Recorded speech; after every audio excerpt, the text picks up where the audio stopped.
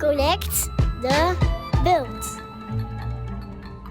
Reyna Chicas, adopten Bitcoin El Salvador 2025.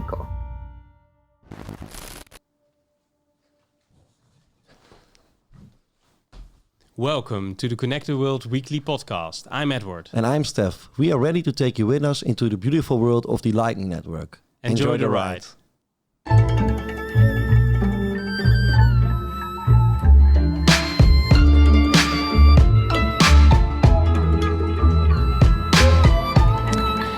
This is episode 145 of Connect the World, and this show is made possible by our friends from BRINGIN. Thank you guys for helping us with our mission to connect the world with Bitcoin through the Lightning Network. And if you also want to help out, and of course you do, then follow us on X or on Nostrdam and subscribe at our YouTube channel. Or you can head over to one of our Telegram groups where you can ask us anything. And of course, a donation is always welcome. Heel Knut, wel. Welcome, Reyna. Good to have you on the show. Thank you guys. So really excited about this. Love it. We too, right, Steph? Exactly, and all the way from El Salvador, I see the sun is still shining at your place. That's correct, right? Yeah. Isn't it funny? You see that it's kind of shining, and it's raining today. It's a rainy day, really? which is very strange. But it's never super gray. So even on rainy days, it doesn't feel that dark. Yeah. No. Is it rain lights. season now at your? Is it not the rain season or? It is. The interesting thing here is that it's kind of an eternal summer with some rain in the middle. Okay. So certain months we get rain at night. Yes, there are some tropical storms happening in the Atlantic that then eventually affect us. But in general, I will say the weather here in El Salvador is always pretty tropical. So it's always 90% of the times is sunny. I guess that's why we're always in good moods. Gives happy. energy, right? It gives us energy. Eternal summer. What about the temperature then, Reyna? Is it like the same all year long, or does it also have kind a of drop? the same all year long? Yeah, I will say, when it's cold for us, it's 15, 16 degrees, which is normally around then summer starts January. here in Holland. Yeah, exactly. So it's but it's all the way in the middle 20s to 30th. That's it. Summer gets really hot, 35, 40 in the very hot areas. But other than that, it's pretty doable. Okay. It's never super extreme. Yeah. I know that you guys get a lot of heat waves or very cold. But the humidity is quite high, right? When it's raining a lot, and that's also very tense to the body. I mean, high temperatures. You can. If the humidity is quite low, it's doable. But when the humidity gets higher, then and if you're not accustomed to it, then I think it drains you. Yeah, it drains you. Is a very interesting. Yeah, I can see here why people is it's so hot, and it's for us still normal, but it's the humidity. I think that's what it affects people more than the actual heat. Yeah. That's what you feel. Yeah. That's the thing. Hey, Reyna, you have been a key figure in bringing Bitcoin education to thousands across El Salvador. When you look back, what moment made you realize this movement was truly taking off? Oh, interesting. Very good question. I think a key moment has become even more obvious in the last couple of months and weeks. So a little bit of background, I am, helping co-organize Adopting Bitcoin this year, but I also, worked and served as a director of education on My First Bitcoin. Mm-hmm. And this is a big year, personally in full circle for me, because the first time I attended a Bitcoin event, it was Adopting Bitcoin in 2022. Yeah. And I kind of knew already about Bitcoin myself since 2020, like a lot of us, I think. But from El Salvador, and especially as a woman, not super involved in tech, when I found out about the conference somewhere, I think it was in Bitcoin Twitter for sure. And I had no idea that that was happening in El Salvador because it wasn't very known for locals. And I was saving for my ticket. And then I'm glad that I entered a Telegram group where someone said that the tickets for locals were $21. It's like, that's amazing. I was saving like $300 for a ticket. Yeah. And which is normally like a minimum salary here in El Salvador. Mm-hmm. So adopting Bitcoin is the one that basically sparked that spirit on me of getting involved into something, like definitely not just keeping Bitcoin for myself. And that's where I already was aware about the guys at My First Bitcoin, but I saw their booth, I talked to some of them, etc. So long story short, a year after I was speaking at Adopting, it was an opening actually, which I never thought that they would have done. And I was already working on My First Bitcoin. So that's how fast sometimes, if you like have a clear goal and basically you say yes to things, your life can change. Like just from attending a conference one year to speaking at the second one, back then I was already teacher lead because I started in My First Bitcoin. A lot of us start as volunteers, like with our skills or whatever we can do. There is especially when we were just starting off, accounting, educators, and I'm not a teacher by training. But I've lived in Guatemala before, and they were looking to have teacher to go to the lakeside. Some lake towns in Atitlan are very, very like still Mayan communities, but for some reason they asked for a woman. And I have already gone through the Bitcoin diploma myself, and they said like, why don't you go and try to teach it? And because I went through the program, I was like, yeah, sure, that's something that I can definitely share and try to teach people. Yeah. But I was curious why they would ask for a woman. And when I went there, it makes sense. A lot of the topics, like it's interesting because even though the conversations, like the merchants and the businesses were accepting Bitcoin, the conversations about money are still like kind of going through a guy, but the women are the ones in charge of the business. Like they are the ones behind the little tienda, they are the ones selling. So sometimes to come, like front row, I was like, hey, we want to teach you about, a little bit of a Bitcoin and money. You just speak to the ladies. When it was this like very high wall when the community leader, Eliasar, the guy there, was trying to speak about them to money to women. So I think the defining moment has become more, I wasn't a teacher, but I was a student, let's say, of the program. And then so many of us, Gerardo, Daniel, Jesus, all of our current teachers were students. And then the movement start taking off when these former students become teachers themselves. So then Bitcoin education is no longer just a project. It's a movement that is driven by people, like, by real people that change their own communities. I'm from San Salvador in the city. We had this teacher. He does no longer works with us. He works with Bitcoin Beach, but still, like, he has driven change to his community in the east part of El Salvador. He was a pastor. Is it also that new students also become new teachers? Is that still the case at Mi Primer Bitcoin? It's still the case. Yeah, it's still the case, which is why we're working even more now and, develop an educator training program. So we help them with more skills other than just going through the Bitcoin diploma itself that like we did. It helps, to learn some public speaking skills, how to handle objections, myths, and all sort of things that are definitely by training.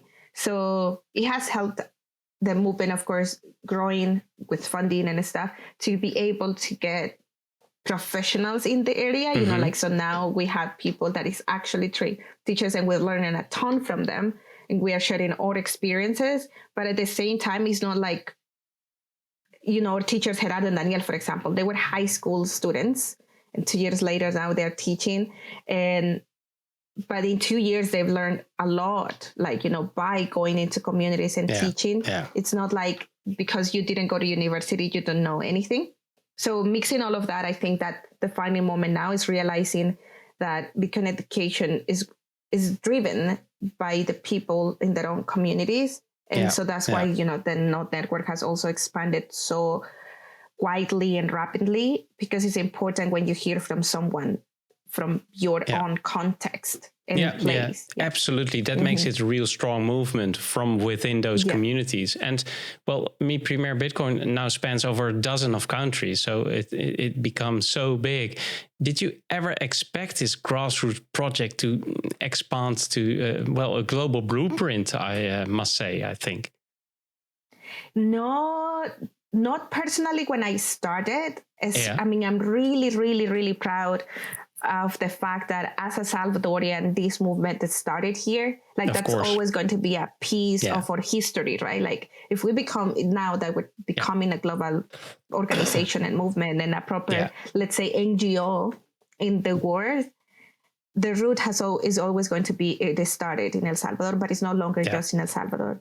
So John, the founder, I don't know if you guys have had him, John Dennehy, the founder of My First Bitcoin. He's an optimist.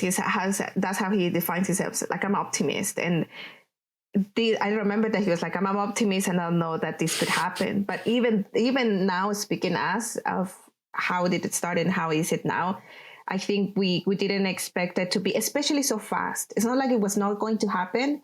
It was definitely going to happen. And I think it's going to continue. But like this fast, and seeing the hunger, I will say, like the hunger of, the people in the community, super, super driven people all over the world, basically just asking us for more, like just demanding more from us, which is a good problem to have, a good pressure to have. But I think when I started, I did for sure, like, was thinking smaller. Like I was thinking, okay, I'm going to become this, and then I'm just working in El Salvador, and I just help these. When started translations, it's like, this is really cool. What I get to do, it's translated in this language, and these people in Africa are learning from it.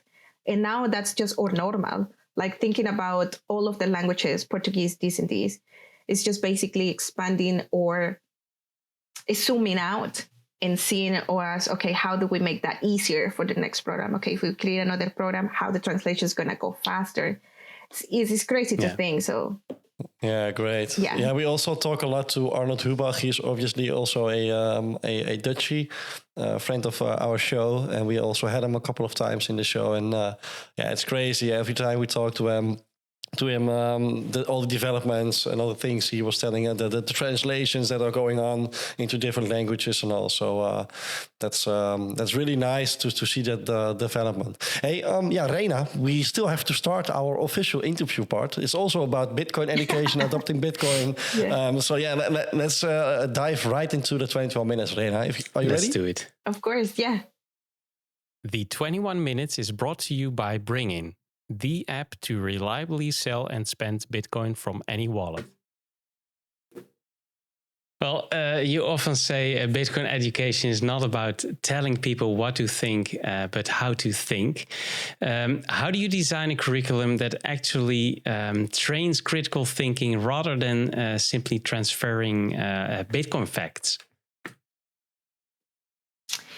Oh yeah, that's a constant challenge actually. But I think our goal, in My First Bitcoin has always been to empower people to think critically, not to repeat the slogans. There are a lot of slogans in Bitcoin. Like the Bitcoin fixes this is one of my least favorites because there is a lot of things that Bitcoin does not fix, and I've come to realize when dealing with humans and human nature. Of course.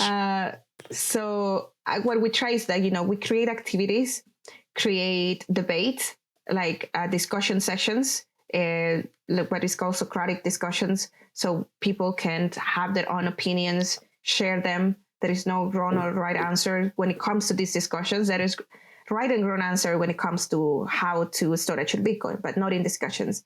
And reflections that invite students to explore money, value, especially, and freedom in their own terms, because everybody's context is different. And I think that we have associated value with money a lot over the years, especially as adults. I realized that when I was teaching kids a program that was technically designed for teenagers, but we just didn't have anything else. And in Guatemala, a school reached out and it's like, can you teach them? And I was like, but they're like 10 and 11. And it was so much easier. So I was like, okay, so it seems that adults is just, we have to unlearn a lot of this stuff when we come to Bitcoin.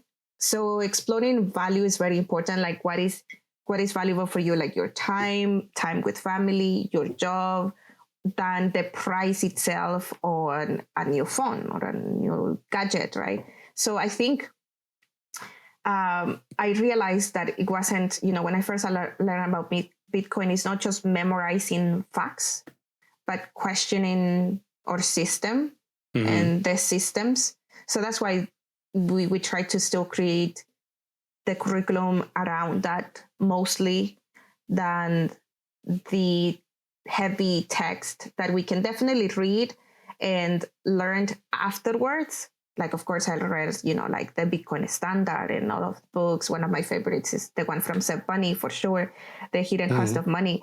But that comes afterwards, right? Like when you have sparked that curiosity and aha moment on people, you don't even need to tell them. They ask you what they can go through after the diploma. There's like, okay, what else? Or what do you recommend? And then there is this tons of podcasts and very good shows out there that they can come and learn. And we all have our favorites, I think. There's people that is more technical. There is people that likes more the human rights and the activists inside. The connecting people, which is, I think those two are my favorites, the connecting communities. The Not Network is some of my... Bitcoin allows you to do so many things, but it's important also to focus because we all have different gifts. So we try to also spark that on people. It's like, don't feel bad because you don't understand completely how the seed phrase and the key phrase works. It's okay. You use your phone every day, you make calls and you send messages and you don't know how it works exactly. So I'll create activities, debate, reflection, and invite people more than telling them this is how it is. Because I know Bitcoin feels a lot like a cult sometimes, but it's not a cult. Like, it's not like you go to church and you listen to what they're telling you to think. Yeah. You could go, by the way. We have like a very strong Dutch community, and it sometimes feels a bit like a cult, but it's all voluntary, and we don't. Exactly. I think it's because it's a niche, and we tell each other the same things over and over again, and of course it's a bubble then. But reaching out, well, that's the thing you do. And we try, of course, also to do our part. I think that's that's where the strength is, and you really are learning more about Bitcoin when you explain it to another person. Yeah. Oh, So it's good that we are aware at least.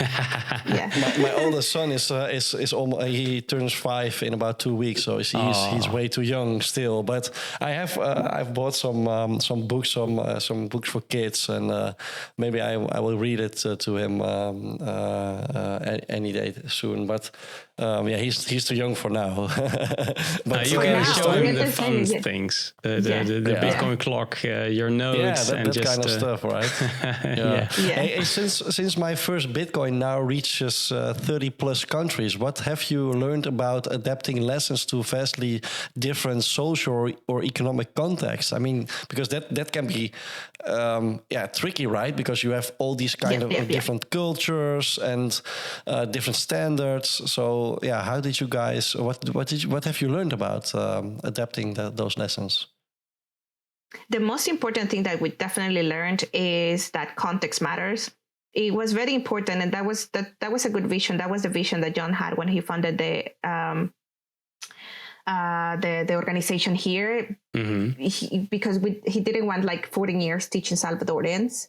So I think that's what it makes a big difference, because of course the Salvadorians that he taught, out of the thousands that we've taught, not thousands are educators, right? Like it's human nature. People learned and then move on with their life.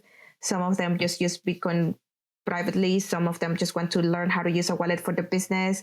And it's okay. I think it's very important to know that sometimes it's okay that nobody's going to get as obsessed as some of us get with Bitcoin and just delve into it. Like, I don't know if you heard this but this quick interview when Andreas was telling when he realized what Bitcoin was actually. It's like no sleep, no food. Like, not everybody's like that. So, that's why all of these communities have grown so much. exponentially because they are people that they can relate to. So we had the opportunity to be in Bitcoin Indonesia, the conference in Bali, 2-3 weeks ago, or almost a month ago already. And it definitely opened my eyes how important the customization it is of the programs. I mean, how important open source is, because that means that nobody has to ask for permission to change and tweak here and this, what it works for them. And at the same time, because they see my first Bitcoin as a reference, they come as like, Reyna, I want to talk to you because I would like you to please do this and this. And at the same time, I'm like, yes, I can do it, but we should do it together. Like, tell me what the context here is, because, for example, they're like, it's very based on the US dollar. And there is a reason why, of course, we use the US dollar as the world currency, global currency. So it's not because in El Salvador is dollarized, because we are, but it's a reference. What happened to US dollars replicates or affects every currency in the world. And they wanted to more like, just apply it to the rupiah. But it's very easy for someone that has grown up in Indonesia, for example, to explain inflation. Like, they can explain the thousands of zeros that they have in their currency and to look up the history, and they remember what they learned in the school and is quickly putting into a class of money and inflation, using as a reference the Bitcoin diploma. Okay, so this is the goal, but I'm going to talk about this to explain this. So that's how what we learned and what we strive still to do, to motivate people to take the lead. And it's like, use these, but it doesn't have to be like, this is not written in stone, that you cannot say X, Y, comma, the way it is here, especially from the money part. The Bitcoin part, that's a standard, right? Like, the Bitcoin part is a standard, so it's all everywhere. But that's what we've learned. And then the translations, that's why it's important for us to keep developing better tools to make translations easier and faster, because you learn on your own language. Yes, I know English. I mean, I'm bilingual, but I still read some books in Spanish. It's my language, comes through like more naturally. So even though the educators and all of these communities, of course, they speak English, that's how we can connect. They go and teach on their language. So they teach in their language, and then they ask us, what is this translated? And then more people comment like, oh, if you see it on your language, you also feel like you can contribute to it. Yeah, because then you just start writing and do. So that's how it is. Yeah, that works the best. Lesson. Yes, exactly. Hey, well, we talked about it earlier. You're also co-organizing the Adopting Bitcoin Conference 2025 in November in El Salvador, 13 and 14 at top of my head. And what's the central message this time you want to bring to Adopting Bitcoin? And I was also thinking, especially after the legal tender, reversal in El Salvador, or other thoughts about it. What is the central message this time? So this year, the theme of the conference is the network effect. And I really liked it because it's a message about continuing through community. Like, when we go to an event and we talk about network, which is, I think, an overused word these days. It's like, let's go and do networking.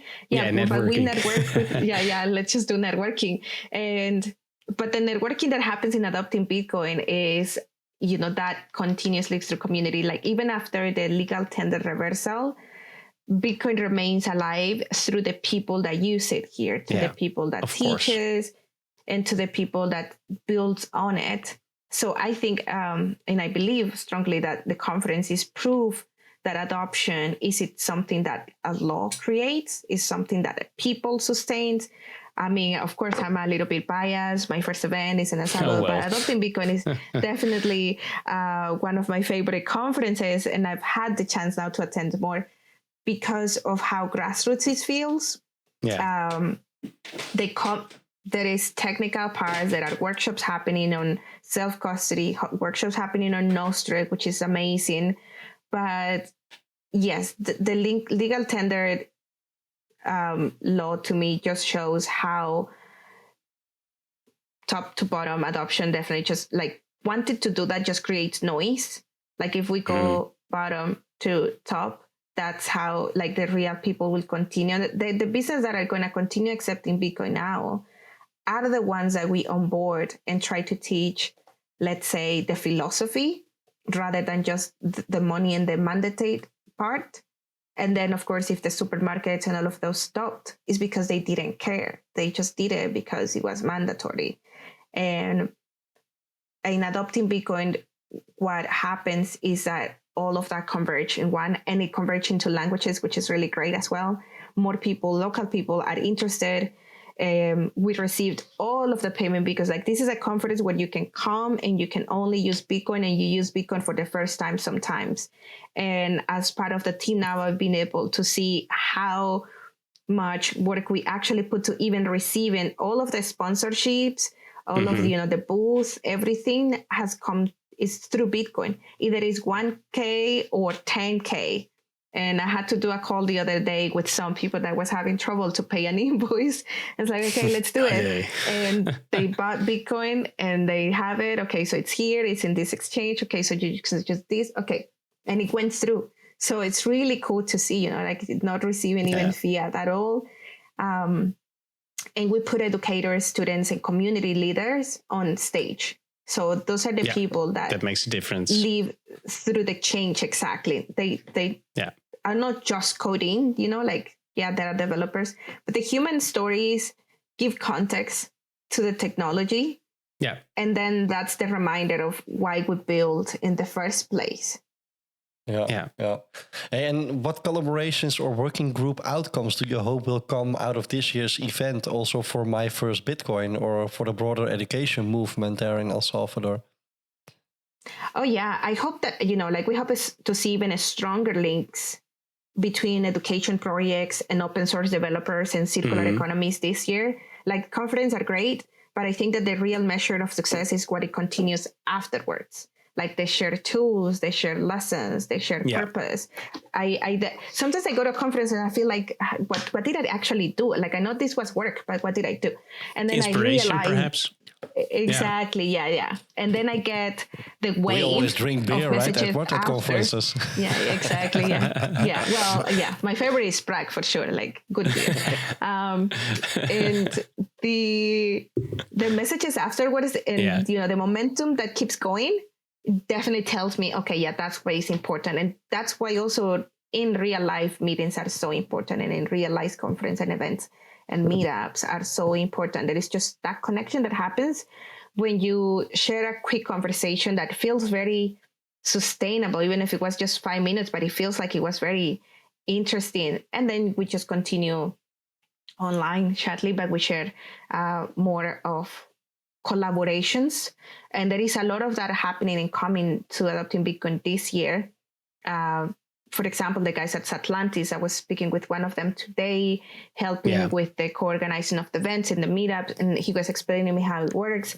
And then I was thinking, oh, you know what? I need to connect you to other events guy. We should have other events here because then the people that comes, it's not just Eventbrite, etc. So it creates all of that definitely network effect, and the link between us, education projects and open source developers, but also the developers of new tools or Nostr or that's also custody, etc.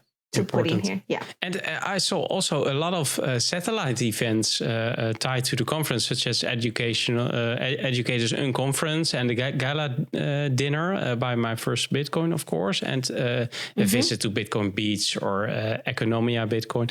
But which of these do you see as essential? Maybe to tip listeners that also want to go, but which are most essential to the mission versus optional? And what impact do you expect from them if they visit there?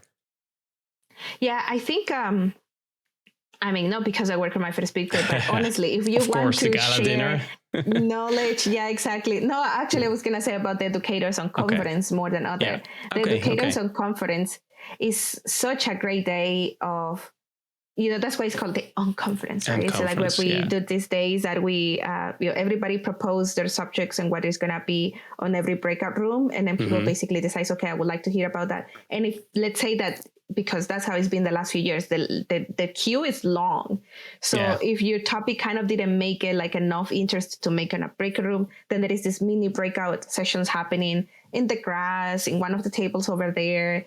So it makes you basically see how many people are interested in different topics, but you might point out which one is your favorite and you realize who also is interested in that. And then you guys come and connect. It can be with 2, 3, 4, 5 people. And you learn from others. And you learn from also very good educators around the world, literally, because they come, from all over. And we open source that as well. Like we put how you can make your own event like this on your own community. And seeing it happen in real life, you can learn. It's like, okay, so this is what it is. The first year we really didn't know what we were doing. We know what we wanted to do, but we really learned a lot. It's like, okay, so this is what we wanted to do, and it turned out really great, but we're gonna make it better. So that's why, now 2 years later has been like 4 or 5 on conference all over the world already. Africa has made their own already because they have the process on how to do it, how we fund it. The tickets that we sold are literally just to cover the cost. And it already includes your lunch, includes the ticket. There is no sponsors because it's important to maintain the independence. So because of the success, we've got messages of, can we sponsor the conference? Like we can make the main sponsor, be the main sponsor. And we were like, nah, it changes. It changes the narrative. Yeah. And how do you balance review needs with your mission for broader access? Because do you also experiment, for instance, with scholarships or other kind of, I would say sponsorships for bringing underserved participants to the conference? Because you already said that your first attendance was also saving a lot of money for a conference that eventually cost you only $21, which is also a lot of money, but doable, I would say, for people that just want to tip their toe into the water. How do you manage that for this year's edition? So for this year's edition, for the locals, it's always 21. We also try to give a lot of, let's say, discounts. It's more about just to bring in people. We gave away tickets at meetups, and I think the like what you were talking about, the side events is important because you can go, if you, by any chance, you don't make it to the Educators on Conference, you can go to the meetup.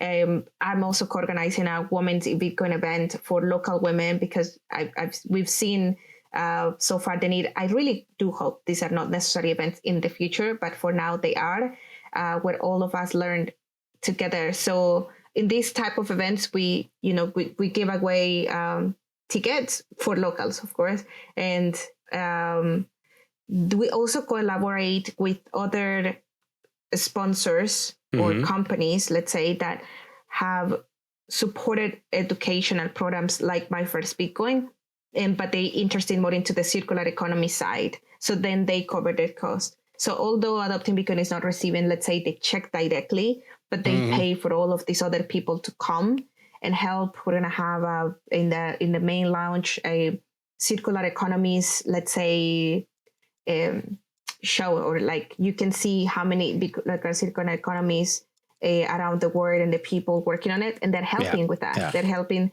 to sponsor the booth because, of course, these projects don't have a lot of money, so then they have to they cannot afford a booth, but they pay. So that's how all of that comes together. Add to that, because you also said at BTC Prague, you said control the narrative doesn't always look like censorship. Sometimes it looks like a sponsorship.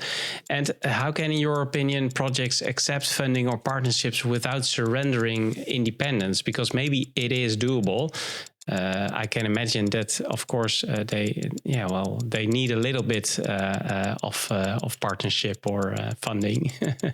Yeah, exactly. I think of course, we're gonna, let's say, put out the brand out there, right? Like Paystan, for example. Paystan is an amazing organization that comes from the company Paystan, and they support circular economies all throughout LATAM, some of them in the world. They cover sometimes costs for My First Bitcoin to go and teach indigenous communities in Colombia. They also, sponsor people to come to the conference and help sponsor the Women in Bitcoin event. Yeah. So the brand is out there, but there is, other than that, there is no other strings attached. Like there is no, it's creating a consensus, let's say, right? Or kind of like a MOU on saying that, yeah, we can use the brand, but cannot tell us what the conversation is going to be about. So it's one, looking for people that is aligned with your values and that they will understand that they're also doing something similar. We've received grants. Well, most of our support has come from the community itself directly, but we've also received grants at My First Bitcoin that comes with no strings attached. And yes, maybe those organizations do have their own, let's say, topics that they cannot touch on much, and that's okay. But as long as they don't try to change, let's say, the curriculum, like we're not going to put, let's say that we promote a wallet. If we promote the wallet, it's because it works for us and in the community, but it's not because they want us to give us money, and only if you put that wallet, for using an example. So I think it's, when visitors see circular economies like in the ground, and then the educators, and then you can create ideas, that's like the ripple out globally. We can come up with more of these conversations, and you come up with experiences and stories, and then we can be very direct with examples of like, this happened last time and this is what we did, or this happened as that, and that's why we didn't take the money, and so be it. It's a struggle, of course, like saying no to money is never easy, but it balances what you want more, right? Yeah, true. Yeah. Well, Steph, we heard the gong, of course. We have a lot more questions about community building, barriers. But I think the Adopting Bitcoin conference will be a real blast. And it's so nice that you put so much energy in adding to the community there.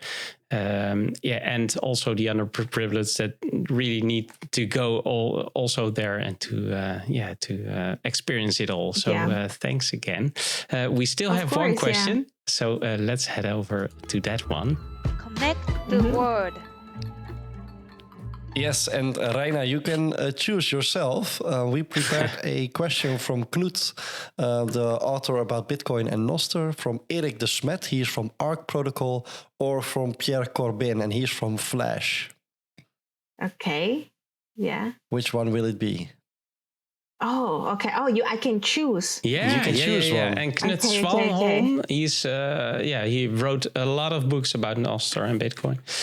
Erik de Smet, I think these ones aren't very technical, so you can choose safely. That's what I was like. Yeah. Okay. Yeah. And otherwise we will help. Yeah. Otherwise you have. When I hear Nostr, it's like, oh my god, I'm not gonna know it. Okay, let's choose from. What was the first one you said? The one that wrote the books and stuff. Knut Svanholm. He's a nice guy. Yeah. Okay, nice guy. I know Knut. Okay, let's hear Knut. Here he comes. Hi there, I'm Knut Svanholm, and this is my question to you. How many minutes on average, starting from right now, will it take before the next Bitcoin block is found? Oh my god. That's easy, right? It's really easy. Minutes to start it right now. 10 minutes. Yeah, of course. Hey. Okay. Yeah. No. You know what I understood? I'm sorry. Yeah, I was very nervous. I thought he meant the next halving.